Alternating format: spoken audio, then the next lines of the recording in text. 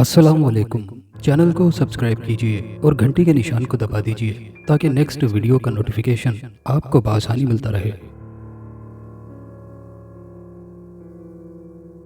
साधु महाराज की जय हो, साधु महाराज की जय हो। लहीम शहीम तनोतोष के मालिक साधु महाराज के मंदिर में दाखिल होते ही मंदिर के पुजारी खड़े होकर नारे लगाने लगे। साधु महाराज के अंदर दाखिल होते ही उसके पीछे चंद दूसरे लोग भी एक नौजवान लड़की को थामे अंदर दाखिल हुए। साधु महाराज चबूतरे पर मौजूद बड़ी सी कुर्सी पर बैठ गए और पुजारी उसकी ताजीम में झुक गए। जो लोग साधु महाराज के पीछे अंदर दाखिल हुए थे वो लड़की के साथ ही एक तरफ खड़े हो गए। पुजारी जब साधु महाराज को ताजीम देने के बाद सीधे हुए तो साधु महाराज ने पुजारियों को बैठने का इशारा किया। वो फर्श पर बिछी दरी पर बैठ गए। उसके बाद साधु महाराज ने उन चंद लोगों की तरफ देखा जो एक कोने में अब खड़े थे। साधु महाराज ने उन्हें अपने पास आने का इशारा किया। प्रणाम साधु महाराज। वो लोग उसके आगे आकर यक ब यक हाथ जोड़कर बोले, क्या मुसीबत आन पड़ी है बालक? साधु महाराज ने पूछा। साधु महाराज, ये मेरी लड़की है। एक उधेड़ उम्र शख्स ने उस लड़की की तरफ इशारा करके बोला, इस पर किसी भूत का साया हो गया है। साधु महाराज ने अपनी सुर्ख आंखें लड़की पर गाड़ दी। बस हमें सारी बात का पता चल चुका है बालक, इधर खामोशी से बैठ जाओ। अभी पूजा शुरू होने वाली है, उसके बाद बात होगी। साधु महाराज ने कहा और उठकर सामने रखे एक बहुत बड़े काले बुत के करीब पहुंच गया और बुत के गले में मौजूद बड़ा सा घंटा हिलाया तो टन टन की आवाज पूरे मंदिर में गूंजने लगी। घंटियों के बजने की देर थी कि दासियों का एक गोल प्रसाद के थाल उठाए मंदिर में दाखिल हुआ और गुरु महाराज के पीछे काले बुत के आगे खड़े होकर अश्लोक पढ़ने लगी। पुजारी भी उनके साथ पूजा में मसरूफ हो गए। हिंदुस्तान के शहर कलकत्ता के गिरदोनवाह में मौजूद ये मंदिर काले मंदिर के नाम से मशहूर था, क्योंकि ये बड़े बड़े काले पत्थरों से बनाया गया था। फर्श दीवारें सब काले रंग के थे, हत्ता कि वो लोग जिस बुत की पूजा कर रहे थे वो भी काला था। साधु महाराज पूरे हिंदुस्तान में अपने काले इल्म की वजह से मशहूर था। काले इल्म की तोड़ का खास मंत्र नैनवा महाराज के बाद साधु महाराज के पास ही था और लोग दूर दूर से काले इल्म के तोड़ के लिए उसके पास आते थे। तकरीबन 1 घंटे की पूजा के बाद साधु महाराज दोबारा अपनी कुर्सी पर आ बैठा और बोला, बालक अपनी लड़की धर ले आ। लड़की का बाप लड़की को लेकर साधु महाराज की कुर्सी के सामने खड़ा हुआ। इस पर कब से कब तक दौरा होता है बालक? साधु महाराज ने दोबारा पूछा। कोई वक्त मुकर्रर नहीं साधु महाराज। शुरू में तो दिन में 1 दफा दौरा पड़ता था, मगर अब तो दिन में 3 बार 4 बार लाजमन दौरा पड़ता है। उसका बाप इंतहाई गमजदा लहजे में बोला, इसका नाम लीलावती है ना? साधु महाराज लड़की को गौर से देखता हुआ बोला, जी महाराज, आप वाकई महान हैं। लड़की का बाप जल्दी से बोला, लीलावती मेरी तरफ देख। साधु महाराज लड़की से बोला। लीलावती ने अपनी आंखें साधु महाराज के चेहरे की तरफ की। साधु महाराज उसकी आंखों में देखने लगा। लीलावती की आंखें सुर्ख होने लगी और उसकी सांसें तेज होना शुरू हो गई। उसके मुंह से कफ बहने लगा, चेहरे पर एक रंग आ रहा था और एक जा रहा था। महाराज इसको फिर दौरा पड़ने लगा है। लड़की का बाप जल्दी से बोला। साधु महाराज ने अपनी निगाहें लड़की पर से हटाए बगैर हाथ उठाकर उसके बाप को खामोश रहने का इशारा किया। लड़की जोर जोर से सर दाएं बाएं मारने लगी। उसके मुंह से अजीबोगरीब आवाजें निकलना शुरू हो गईं। कौन हो तुम और इस मासूम के शरीर पर कब्जा क्यों कर रखा है? साधु महाराज करख्त आवाज में लड़की की तरफ देखकर बोला। उस लड़की लीलावती के मुंह से एक अजीब सा कहकहा खारिज हुआ, मैं बागेश्वरी हूं। कौन बागेश्वरी? साधु महाराज ने हैरत से पूछा। मंदिर में मौजूद पुजारी और उस लड़की लीलावती के साथ आए हुए अफराद हैरत से ये सब देख रहे थे। बागेश्वरी? तुम बागेश्वरी को नहीं जानते? नैनवा महाराज, महान नैनवा महाराज की दासी। लीलावती के मुंह से चीखती हुई आवाज खारिज हुई। लेकिन तुमने इस छोकरी के शरीर पर क्यों कब्जा कर रखा है? साधु महाराज ने पूछा। नैनवा महाराज के कहने पर लीलावती के अंदर से बागेश्वरी की आवाज निकली। मगर क्यों? साधु महाराज ने दोबारा पूछा। अमर जीवन हासिल करने के लिए, बागेश्वरी बोली। मैं कई सालों से नैनवा महाराज की गुलामी करता रहा हूं और मेरी खिदमत से खुश होकर नैनवा महाराज ने मुझे काले जादू का तोड़ का खास मंत्र भी बताया जो कि उनके अलावा किसी को नहीं आता। इस वजह से नैनवा महाराज के बाद काले जादू में मेरा दूसरा नाम है और तुम जानती नहीं बागेश्वरी, मैं तुम्हें एक फूंक में भस्म कर सकता हूँ। साधु महाराज गुस्से से बोला। भूल है तुम्हारी साधु महाराज, तुम ऐसा नहीं कर सकते, क्योंकि मैं नैनवा महाराज की खास दासी हूँ। और नैनवा महाराज ने मेरी खिदमत से खुश होकर मुझसे पूछा कि मैं क्या मांगना चाहती हूँ। तब मैंने ख्वाहिश जाहिर की कि मैं अमर जीवन हासिल करना चाहती हूँ। बागेश्वरी बोली। अच्छा, तो क्या इसलिए नैनवा महाराज ने तुम्हें कहा कि तुम इस छोकरी के शरीर पर काबिज हो जाओ? साधु महाराज तंजिया लहजे में बोला। हाँ साधु महाराज, शायद तुम नहीं जानते कि ये छोकरी कोई आम छोकरी नहीं है, ये भाग भरी है, भाग भरी। बागेश्वरी ने कहा। भाग भरी? साधु महाराज ने सवालिया अंदाज में बोला। ये लड़की अपने खानदान में 7 पुश्तों के बाद पैदा हुई है। पिछली 7 पुश्तों में इनके खानदान में कोई लड़की नहीं है, सब लड़के हैं। ये पहली लड़की है जो इस खानदान में पैदा हुई। इसलिए अमर जीवन के लिए मुझे नैनवा महाराज ने इसके शरीर पर कब्जा करने के लिए कहा। बागेश्वरी उसे समझाते हुए बोली। लेकिन अमर जीवन पाने के लिए शरीर पर कब्जा करने से क्या ताल्लुक? साधु महाराज ने ना समझते हुए बोला। ये मैं तुम्हें इनके सामने नहीं बता सकती, बागेश्वरी ने कहा। साधु महाराज ने हाथ उठाकर पंजा फैलाया और मंदिर में मौजूद अफराद की तरफ कर दिया। अगले ही लम्हे वो सब कुव्वत समाज से महरूम हो चुके थे। अब बोलो बागेश्वरी, साधु महाराज ने कहा। अब ये लोग तुम्हारी और मेरी बातें नहीं सुन सकते। इस छोकरी के शरीर पर कब्जा करके मैं 40 दिन का जाप कर रही हूँ। 40वें दिन जब मेरा जाप मुकम्मल हो जाएगा, तब मैं इसका सर काटकर इसके शरीर का सारा खून इसके सर में जमा कर लूंगी, यानी सर को अंदर से खुरचकर इसकी खोपड़ी का प्याला बना लूंगी। उसमें इसका सारा खून भर लेने के बाद दूसरा जाप शुरू होगा, जो कि 100 दिन का है। हर 10 दिन बाद एक नौजवान कुंवारी लड़की की बलि देवता के चरणों में देने के बाद उसका खून इसी प्याले में जमा कर लूंगी। 100 दिन बाद 10 कुंवारी लड़कियों का खून और इस भाग भरी का खून मेरे मंत्र से पानी में तब्दील होकर अमृत जल बन जाएगा। अमृत जल? हाँ, अमृत जल, जिसे पीकर मैं जिंदा रहूंगी, बागेश्वरी ने कहा। तो ये बात है। ये लोग मेरे पास अपनी समस्या लेकर आए हैं। आखिर को मैंने इनका मसला भी तो हल करना है ना, साधु महाराज ने कहा। और इसके लिए मैं नैनवा महाराज से खुसूसी इजाजत लेकर तुम पर वार कर सकता हूँ।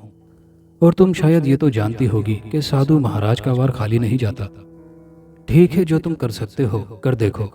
बागेश्वरी सोच में पड़ गई, क्योंकि वो जानती थी कि साधु महाराज उससे ज्यादा ताकतवर है।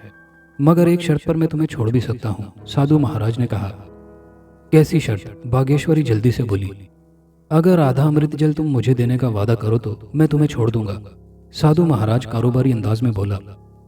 अच्छा, मैं वादा करती हूँ अमृत जल हासिल करने के बाद आधा तुम्हें दे दूंगी, बागेश्वरी इस शर्त को मानकर बोली। तो फिर ठीक है, मैं भी वादा करता हूँ कि तुम्हें कुछ नहीं कहूंगा, साधु महाराज ने कहा। और लड़की पर से दौरा खत्म हो गया। वो फिर पहले जैसी हो गई, शायद बागेश्वरी जा चुकी थी। उसके बाद साधु महाराज ने हाथ लहराकर मंदिर में मौजूद लोगों का बहरापन दूर किया और बोले। लालू प्रसाद? जी महाराज, लड़की का बाप जल्दी से बोला। क्या चाहते हो? साधु महाराज ने पूछा। मैं अपनी लड़की की जिंदगी चाहता हूँ महाराज, लालू प्रसाद मिन्नत भरे अंदाज में बोला। मगर वो चुड़ैल बागेश्वरी इस बात पर रजामंद नहीं है। वो तुम्हारी छोकरी का शरीर किसी कीमत पर भी नहीं छोड़ेगी, साधु महाराज ने कहा। आप महान हैं महाराज, आप कुछ करें, लालू प्रसाद ने कहा। हम तो बड़ी आशा लेकर आए हैं। मेरी बात मानो, अगर अपनी छोकरी की जिंदगी चाहते हो तो उसको मंदिर में दान कर दो, साधु महाराज ने कहा। ये आप क्या कह रहे हैं महाराज? हमारी तो एक ही छोकरी है, बड़ी नाजों से पली है, लालू प्रसाद ने कहा। तो फिर मैं तुम्हारे लिए कुछ नहीं कर सकता, साधु महाराज गजबनाक लहजे में बोला। और हाँ, अगर तुमने उसे मंदिर दान ना किया तो भगवान का अजाब नाजिल होगा तेरे खानदान पर। क्षमा कीजिए महाराज, क्षमा कीजिए, लालू प्रसाद हाथ बांध कर बोला। मैं इसे मंदिर दान करने को तैयार हूँ। लालू प्रसाद की बात सुनकर साधु महाराज की आंखों में चमक आ गई। ठीक है, अब तुम जा सकते हो, साधु महाराज ने कहा। लालू प्रसाद बेटी को गले लगाकर रोने लगा, फिर उसका माथा चूमकर बोला, मैं जा रहा हूँ, कल तेरी माँ तुझसे मिलने आएगी। ये कहकर वो दूसरे साथियों के साथ मंदिर से बाहर निकल गया। उदयचंद, साधु महाराज ने एक पुजारी को आवाज दी। वो फौरन ही हाथ बांधकर उठा। लीलावती को नीचे मंदिर में दूसरी दासियों के साथ पहुंचा दो। वो मंदिर ऊपर नीचे बना हुआ था। नीचे तहखाने में काली का बहुत बड़ा बुत नस्ब था और काफी सारे कमरे बने हुए थे जहां दास और दासियां रहा करते थे। लीलावती उदयचंद के साथ मंदिर के तहखाने में आ गई। ये लीलावती है, मंदिर की दासी। साधु महाराज ने इसे यहाँ भेजा है। उदयचंद तहखाने में मौजूद दासियों से बोला और वापस चला गया। उधर जब लालू प्रसाद वापस घर आया तो उसकी बीवी गंगा लीलावती को ना पाकर बोली, लीलावती किधर है? तुम्हारे साथ नहीं आई क्या? साधु महाराज के कहने पर मैंने उसे मंदिर दान कर दिया है। लालू प्रसाद हौले से बोला। क्या पागल हो गया है तू? लगता है हमारे पास लाइन लगी है बेटियों की, जो तू उसे मंदिर दान कराया। एक ही तो बेटी है मेरी। गंगा रोने लगी। खामोश हो जा, उसका भला इसी में था, लालू प्रसाद बोला, वरना वो चुड़ैल जो उसके शरीर पर काबिज थी उसकी जान ले लेती। इस तरह कम से कम वो जिंदा तो रहेगी ना। जब दूसरे खानदान वालों को मालूम हुआ तो उन्होंने भी यही कहा कि आपकी तो एक ही औलाद थी, आपने उसे भी मंदिर दान कर दिया। ये बात जब लीलावती के चचाजाद महिंदर को मालूम हुई तो उसे बेहद अफसोस हुआ। लीलावती उसकी मंगेतर थी। वो जानता था कि उसके शरीर पर किसी भूत का कब्जा हो गया है और चचा जान उसे काली के मंदिर में ले जा रहे हैं इलाज के लिए, मगर ये मालूम ना था कि उसकी जिंदगी बचाने के लिए उसे मंदिर दान कर दिया जाएगा। अगले दिन वो कॉलेज गया तो खामोश था। उसका दोस्त अकमल जो कि एक मुसलमान लड़का था, उसकी खामोशी को देखकर उससे पूछ बैठा, क्या बात है महिंदर, तू कुछ परेशान परेशान लग रहा है? हाँ यार, मैं वाकई बेहद परेशान हूँ, महिंदर ठंडा सांस लेकर बोला। क्या मसला है, अपने यार को नहीं बताएगा? अकमल बोला। यार मेरी चचाजाद लीलावती है ना, जिससे 2 माह पहले मेरी मंगनी हुई थी, उसे मेरे चचा ने मंदिर दान कर दिया है, महिंदर ने कहा। मगर क्यों? अकमल हैरत से बोला। असल में उस पर एक चुड़ैल का कब्जा हो गया था, इस वजह से उसे दौरे पड़ते थे। चचा जान उसे मंदिर ले गए, जहां बड़े पुजारी ने उस चुड़ैल को हाजिर करके सवाल जवाब किए तो पता चला कि वो अमर जीवन हासिल करने के लिए उसके शरीर पर काबिज है और उसे किसी कीमत पर नहीं छोड़ेगी। तब पुजारी जी ने कहा कि मंदिर में वो चुड़ैल उनकी इजाजत के बगैर नहीं आ सकती, इसलिए लड़की को मंदिर दान कर दिया जाए, वरना वो चुड़ैल उसकी जान लेकर रहेगी। महिंदर ने उसे पूरी बात बताई। यार ये चुड़ैल जिन भूत, मुझे तो इन पर जरा भी यकीन नहीं है, अकमल सर झटक कर बोला। बहरहाल हमारे एक आमिल बाबा हैं, वो इस सिलसिले में तुम्हारी मदद कर सकते हैं। कॉलेज से छुट्टी पर तुम मेरे साथ चलना, मैं तुम्हें उनसे मिलवा दूंगा, अकरम दोबारा बोला। सच यार, अगर ये मसला हल हो जाए तो मैं सारी उम्र तेरा एहसानमंद रहूंगा, महिंदर गर्मजोशी से उसका हाथ दबाकर बोला। ठीक है फिर, अकमल ने भी उसके कंधे पर हाथ मारा। कॉलेज से छुट्टी पर दोनों मोटरसाइकिलों पर वहां से रवाना हुए। वहां से कुछ फासले पर मुसलमानों की एक बस्ती थी, जहां वो आमिल बाबा रहते थे। उनके आस्थाने पर हर वक्त रश लगा रहता था, मगर अब चूंकि दोपहर का वक्त था, इस वजह से लोग कम थे। अकमल महिंदर को लेकर अंदर दाखिल हुआ। आमिल बाबा जायनमाज पर बैठे थे, हाथ में तस्बीह थी, वो कुछ पढ़ रहे थे। उन्होंने अकमल के साथ अंदर दाखिल होते महिंदर को देखा और सोच में पड़ गए। अस्सलाम वालेकुम बाबा जी, अकमल ने सलाम किया। वालेकुम सलाम, बैठो। बाबा जी ने उन्हें बैठने का इशारा किया। कैसे मिजाज हैं बेटा? अल्लाह का शुक्र है, आप सुनाएं? अकमल ने पूछा। बस आप लोगों की दुआएं हैं, बाबा जी मुस्कुराकर बोले। ये मेरा दोस्त है महिंदर, अकमल ने महिंदर का तारुफ करवाया। इसकी चचाजाद लीलावती पर यह खुद बताएगा, बाबा जी ने अकमल की बात काट दी। महिंदर ने बाबा जी को शुरू से लेकर आखिर तक सारी बात बताई। बाबा जी खामोशी से उसकी बात सुनकर सर हिलाते रहे। उस साधु ने तुम्हारे चचा से झूठ बोला है महिंदर, दरअसल वो उस चुड़ैल बागेश्वरी जो कि लीलावती के जिस्म पर काबिज है, सौदा कर चुका है, बाबा जी ने बताया। क्या सौदा? महिंदर चौंका। असल में बागेश्वरी हमेशा जिंदा रहने के लिए लीलावती के जिस्म पर एक जाप कर रही है। 40 दिन के बाद जाप मुकम्मल हो जाएगा और लीलावती का सर काटकर उसकी खोपड़ी का प्याला बना लेगी और उसके जिस्म का सारा खून उस प्याले में भरकर उस पर 100 दिन तक और जाप करेगी। तब वो आबे हयात किस्म का पानी हासिल कर पाएगी, जिसे पीकर वो हमेशा जिंदा रहेगी। और साधु महाराज उससे वो आधा पानी लेने के एवज लीलावती उसके हवाले कर चुका है, क्योंकि वो भी हमेशा जिंदा रहने के लालच में आ गया है। आमिल बाबा ने अपनी बात मुकम्मल की। अब आप ही कुछ मदद करें बाबा जी, महिंदर हिचकिचाया। देखो बेटा, मुसलमान हुए बगैर तुम कुछ भी नहीं कर सकोगे। आज बागेश्वरी के जाप को 31वां दिन है, 9 दिन बाकी हैं लीलावती की जिंदगी के। तुम्हें जल्द से जल्द कुछ करना होगा, बाबा जी ने उसे समझाया। महिंदर कुछ देर सोचता रहा, फिर बोला, ठीक है, मैं मुसलमान होने के लिए तैयार हूँ। माशाअल्लाह, बिल्कुल ठीक फैसला कर पाए हो। अल्लाह तुम्हारी मदद करे, बाबा जी ने कहा। उसके बाद बाबा जी ने उसे कलमा पढ़ाया, गुस्ल का तरीका, वज़ू का तरीका, नमाज का तरीका सिखाया और अकमल को हिदायत की कि आज और कल में इसे नमाज पढ़ना सिखा दे और चंद कुरानी सूरतों का तर्जुमा भी सुना दे और परसों दोबारा उनके आस्थाने पर आए। अकमल और महिंदर ने बाबा जी की बात पर अमल किया।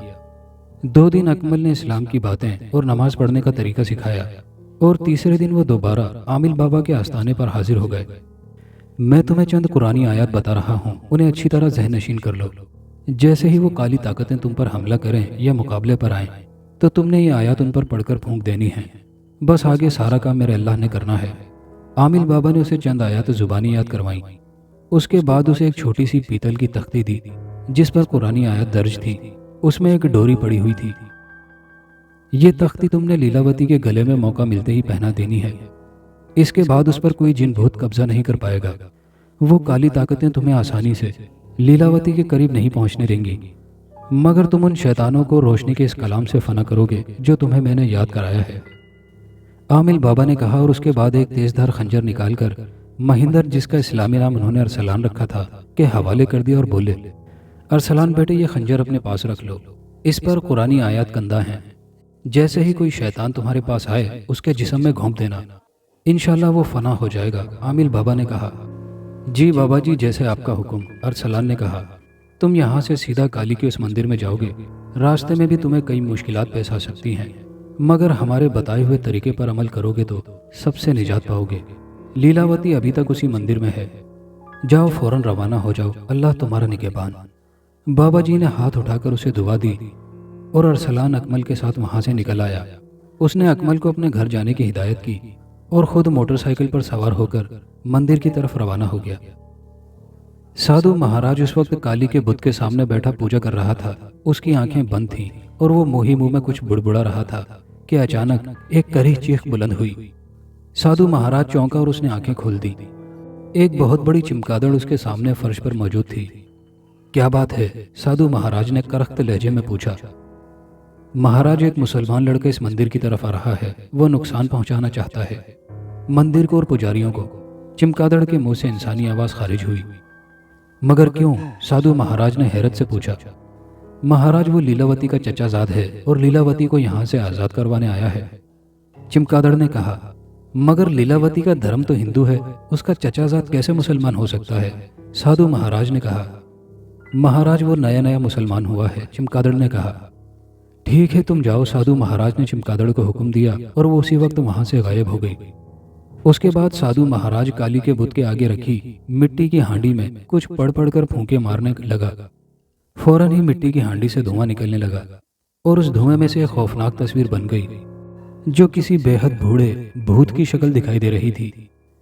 शरतचंद, एक मुसलमान छोकरा इस तरफ आ रहा है। अपने बैर दासों को हुक्म दो कि उसे रास्ते में ही रोक लें। साधु महाराज ने उस धुएं से तख्लीक हुई तस्वीर से कहा। उसकी बात सुनकर वो तस्वीर गायब होने लगी और धुआं खत्म हो गया। साधु महाराज मुतमईन होकर दोबारा पूजा पाठ में मशगूल हो गया। अरसलान काफी सफर तय कर चुका था। अब वो शहर के नवाही इलाके में पहुंच गया था। काली का मंदिर अब वहां से तकरीबन 2-2.5 मील दूर रह गया था। वो बचपन में कई बार माँ बाप के साथ यहाँ आ चुका था, इसलिए उसने ये मंदिर देखा हुआ था। नवाही इलाके में अभी उसने आधा मील ही तय किया होगा कि उसकी मोटरसाइकिल अचानक बंद हो गई। हालांकि वो टैंकी पेट्रोल से फुल करवा कर आया था। उसने मोटरसाइकिल से नीचे उतरकर उसे चेक किया, पुर्जे वगैरह देखे, मगर उसकी समझ में मोटरसाइकिल के बंद होने की वजह नहीं आ रही थी। कुछ देर वो उसे देखता रहा, फिर उसे लॉक करके वहीं खड़ा किया और खुद पैदल ही आगे चल पड़ा। अभी वो चंद कदम ही चला होगा कि करीह सूरत बूढ़ा नमूदार हुआ जो अचानक ही एक दरख्त के पीछे से निकला था। वापस चले जाओ, आगे जाना तुम्हारे लिए ठीक नहीं, उसने मकरू आवाज में कहा। मगर क्यों? अरसलान को हैरत हुई कि वो उसे आगे जाने से क्यों रोक रहा है। आगे मौत है तुम्हारी, बूढ़े ने कहा, मगर तुम्हारी बेहतरी इसी में है कि वापस चले जाओ, वरना। अरसलान ने भवें उचकाई। लगता है तुम यूं नहीं मानोगे। ये कहकर बूढ़ा एक सियाह चिमगादड़ के रूप में आ गया और उछलकर अरसलान पर हमला कर दिया। अरसलान के लिए यह हमला अचानक था। वो पुश्त के बल जमीन पर जा गिरा। चिमगादड़ उसका मुंह नोचने के लिए आगे बढ़ी तो अचानक अरसलान के कानों में आमिल बाबा के अल्फाज गूंजे, कुरानी आयत पढ़कर फूंको बेटा। अरसलान को यकदम ही होश आ गया। और इससे पहले कि चमगादड़ उसका मुंह नोचती, वो उछलकर खड़ा हुआ और कुरानी आयत पढ़कर चमगादड़ पर फूंक मारी। चमगादड़ के परों में एकदम आग भड़क उठी और वो जलकर खाक हो गई। अरसलान ने अल्लाह का शुक्र अदा किया और आगे बढ़ा। अभी वो 2 कदम भी न चलने पाया था कि अचानक उसके इर्द गिर्द काफी सारे सांप नमूदार हो गए, जो कि उस पर हमला करने के लिए उसकी तरफ बढ़ रहे थे। अरसलान चौंका कि अभी तो यहाँ किसी सांप का नामो निशान तक नहीं था, ये अचानक कहाँ से नमूदार हो गए। ओह, कहीं ये मुझे रोकने के लिए कोई चाल तो नहीं। ये सोचकर अरसलान ने रोशनी का कलाम पढ़कर उन सांपों पर फूंक मारी। वो फौरन ही वहां से गायब हो गए। उनका खात्मा करने के बाद वो आगे बढ़ा तो उसे एक नौजवान लड़की दिखाई दी, जो कि खेत में मौजूद बड़ी बड़ी फसल के पीछे से निकली थी। अरे बाबू, कहाँ जा रहे हो? लड़की खूबसूरत आवाज में बोली। मैं मंदिर तक जा रहा हूँ, तुम कौन हो? अरसलान ने हैरत से पूछा। तुम्हें क्या नजर आती हूँ? वो शर्मा कर बोली। क्या मैं लीलावती से कम खूबसूरत हूँ? क्या मतलब? अरसलान हैरान हुआ। मतलब है कि उस लीलावती का ख्याल दिल से निकाल दो और मेरे हो जाओ, लड़की ने कहा। अरसलान के जहन में फौरन ही ख्याल आया कि ये लीलावती को कैसे जानती है। फिर अचानक उसकी नजरें उसके पैरों पर पड़ी तो वो उल्टे थे, यानी वो पिछल पैरी चुड़ैल थी। तुम अरसलान ने कहना चाहा। हकीकत जान ही गए हो तो मेरी ये बात याद रखना कि तुम्हें मंदिर तक नहीं पहुंचने दूंगी, लड़की ने कहा और फौरन ही खूबसूरत लड़की से चुड़ैल बन गई और एकदम ही उसने अरसलान पर हमला कर दिया। अरसलान उसके हमले पर लड़खड़ाया और गिरते गिरते बचा।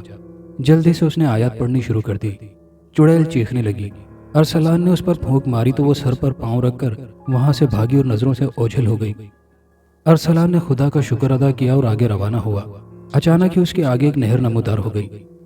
अरसलान ने देखा तो उस नहर में पानी की बजाय खून बह रहा था। अब क्या किया जाए, वो सोच में पड़ गया। एकदम ही उस नहर से बदसूरत शक्ल वाले छोटे छोटे बोनों की फौज निकलने लगी। उनके हाथों में कुल बुलाते हुए बिच्छू थे, जो आन की आन में उन्होंने अरसलान पर फेंक दिए। अरसलान ने रोशनी का कलाम पढ़कर जैसे ही उन बिच्छुओं पर फूंक मारी, बिच्छू गायब हो गए और बोने चीखते हुए वापस नहर में कूद गए। अरसलान अब मुसलसल कलाम पाक पढ़ता जा रहा था। अचानक उस नहर पर पुल नमूदार हो गया। वो सोचने लगा कि यह भी कोई शैतानी चक्कर है। उसने पुल की तरफ फूंक मारी तो फौरन ही वो गायब हो गया, लेकिन वो नहर खत्म होने का नाम नहीं ले रही थी। अरसलान के कानों में आमिल बाबा की आवाज सुनाई दी। मिट्टी का ढेला उठाकर उस पर कलाम पाक पढ़कर नहर में फेंक दो। अरसलान ने फिर ऐसा ही किया और नहर फौरन गायब हो गई और जमीन बराबर नजर आने लगी। अरसलान आगे रवाना हुआ ही था कि एक खोपड़ी हवा में तैरती हुई उसे दिखाई दी, जो उसकी ही तरफ आ रही थी। अरसलान समझ गया कि शैतानी ताकतें उसे आसानी से मंदिर तक नहीं पहुंचने देंगी। खोपड़ी फिजा में मौलक होकर अरसलान से बोली, मैं तुम्हें आखिरी बार बता रही हूँ कि आगे मत जाना, वरना जिंदा वापस नहीं आ सकोगे। तुम क्या भला हो? अरसलान ने उससे पूछा। मैं छपाकी हूँ और साधु महाराज ने हुक्म दिया है कि यहीं से वापस लौट जाओ, वरना अगर मंदिर तक पहुंच गए तो जिंदा न रहोगे, छपाकी बोली। जाकर अपने साधु से कह दो कि सामने आकर मुकाबला करे। मैं इन गिदड़ बपकियों से डरने वाला नहीं हूँ, अरसलान ने कहा। उसकी बात सुनकर खोपड़ी तैरती हुई वापस चली गई। अरसलान दोबारा मंदिर की तरफ रवाना हो गया। अभी उसने ज्यादा सफर तय नहीं किया था कि तेज हवाओं के झकड़ चलने लगे। साए साए की आवाजें गूंजने लगी। अरसलान जान गया कि हवाओं का चलना भी यकीनन जादुई है, इसलिए वो अल्लाह का नाम लेकर कदम तेज तेज उठाने लगा। हवा इतनी तेज थी कि वो कदम रखता कहीं था और पड़ता कहीं था, मगर उसने हिम्मत न हारी। अभी वो मंदिर से थोड़ा दूर ही था कि गड़गड़ाहट की खौफनाक आवाज बुलंद हुई और जमीन हिलने लगी। अरसलान समझ गया कि साधु महाराज मंदिर में बैठा जादुई हरबों से उसकी मंदिर तक पहुंचने की कोशिशें नाकाम बनाने पर तुला हुआ है। जलजले की वजह से अचानक ही अरसलान के सामने जमीन फटकर 2 हिस्सों में बट गई। दरमियानी खला बहुत गहरा और चौड़ा था। अरसलान उसे फलांग कर उबूर नहीं कर सकता था। वो सोचने लगा कि अब क्या करे। उसने एक बार फिर कलाम पाक का सहारा लिया। उसके फूंक मारने की देर थी कि फटी हुई जमीन बराबर हो गई और जलजला एकदम थम गया। अरसलान ने खुदा का शुक्र अदा किया और मंदिर को रवाना हुआ। अभी वो मंदिर के मैन दरवाजे के करीब ही पहुंचा था कि दरवाजा एक झटके से खुल गया और 2 पुजारी बाहर निकल आए। उनके हाथों में तलवारें थीं। उन्होंने अरसलान पर तलवारों से हमला कर दिया। अरसलान ने कलाम पाक पढ़ते हुए खंजर निकालकर आगे कर दिया। जैसे ही उनकी तलवारें खंजर से टकराईं, टूटकर नीचे गिर गईं। अरसलान ने फौरन ही खंजर से एक पुजारी के सीने पर हमला किया और उछलकर दूसरे के पेट में लात मारी। वो दोनों ही नीचे गिर गए। अरसलान ने जल्दी से पहले पुजारी के सीने से खंजर खींचकर दूसरे के पेट में घोंप दिया और वो दोनों उठने के काबिल नहीं रहे। उसके बाद अरसलान जल्दी से मंदिर के अहाते में दाखिल हुआ कि 4-5 पुजारी अंदरूनी तरफ से हाथों में तलवारें लिए भागते हुए बाहर निकले। अरसलान ने 5 मिनट में ही उनको जमीन चाटने पर मजबूर कर दिया, क्योंकि अरसलान के साथ हद की ताकत थी, जबकि वो शैतान के पैरोकार थे। उन पुजारियों को खत्म करके वो हटा ही था कि फिजा में एकदम ही बड़ी बड़ी चिमगादड़ें नमूदार हुई और अरसलान पर हमला कर दिया। अरसलान खंजर फिजा में चलाने लगा। जो भी चिमगादड़ खंजर से टकराती वो गायब हो जाती। उन सब का खात्मा बिलखैर करने के बाद वो मंदिर के अंदरूनी कमरे की तरफ बढ़ा। अभी वो दाखिल भी ना हुआ था कि पत्थरों की बारिश उस पर होने लगी, मगर वो जल्दी से अंदर दाखिल हो गया। फिर भी 2-4 पत्थर उसे टकराए जरूर थे, मगर उसे मामूली जरर पहुंचा था। अंदर साधु महाराज काली के बुत के आगे खड़ा जोर जोर से कुछ पढ़ रहा था। काली की आंखें रोशन थीं। अरसलान के अंदर दाखिल होते ही बुत की आंखों से निकलने वाली रोशनी अरसलान से टकराई, मगर चूंकि उसकी जबान पर कलाम पाक का विर्द जारी था, इस वजह से उस रोशनी ने उसका कुछ नहीं बिगाड़ा। साधु महाराज मुड़कर अरसलान की तरफ ही देख रहा था। जब उसने देखा कि काली की आंखों की रोशनी अरसलान पर असर नहीं कर रही, तो उसने कुछ पढ़कर आसमान की तरफ फूंक मारी। फौरन ही एक काला सिया खौफनाक भूत नमूदार हुआ। उसके हाथ में एक बड़ा सा गुर्ज था। उसने गुर्ज से अरसलान पर वार किया, मगर कलाम पाक की वजह से गुर्ज अरसलान तक पहुंचने से पहले ही 2 टुकड़े होकर नीचे गिर गया। भूत हैरत और गुस्से से अपने टूटे हुए गुर्ज को घूरने लगा। शायद उसे अंदाजा नहीं था कि उसका गुर्ज इतना कच्चा होगा। अरसलान ने भूत को बेखबर पाकर खंजर से उस पर हमला कर दिया। भूत चीखता हुआ वहां से गायब हो गया। अच्छा, तो तुम हो साधु महाराज, अमर जीवन पाने के ख्वाहिशमंद, अरसलान ने मुस्कुराकर कहा। लीलावती कहाँ है? भूल जाओ लीलावती को छोकरे और चले जाओ यहाँ से। मुझे तो तुम्हारी जवानी पर रहम आता है। साधु महाराज ने गुस्से से कहा। मैं यहाँ से लीलावती को ले जाने के लिए आया हूँ। अरसलान भी गुस्से से बोला। बताओ कहाँ है वो? तुम उस तक कभी नहीं पहुंच सकते, साधु महाराज ने कहा और कुछ पढ़कर फूंक मार दी। अचानक ही उस कमरे में एक कदादम पिंजरा दिखाई देने लगा, जिसकी सलाखें लोहे की थीं। पिंजरे के अंदर लीलावती मौजूद थी, जो परेशान निगाहों से कभी अरसलान को देखती और कभी साधु महाराज को। यह है लीलावती, मगर तुम इसे यहाँ से ले जाने में कभी कामयाब नहीं हो सकते, क्योंकि ये महाचुड़ैल बागेश्वरी के कब्जे में है। साधु महाराज ने मुस्कुराकर कहा। अभी वो लोग यही बातें कर रहे थे कि अचानक हवा में एक बदसूरत खौफनाक चुड़ैल वहां नमूदार हुई। आओ बागेश्वरी आओ, साधु महाराज ने कहा। देखो, ये लड़का हमसे मुकाबला करने आया है, लीलावती को आजाद करवाने के लिए आया है। बागेश्वरी ने गुस्सीली निगाहों से अरसलान की तरफ देखा। उसकी निगाहों से बिजली की चमक बाहर निकली और अरसलान की तरफ लपकी। अरसलान ने जवाबन फूंक मारी और कलाम पाक ने उस बिजली के हमले को बेअसर कर दिया। बागेश्वरी हमला नाकाम होते देखकर गुस्से में आ गई।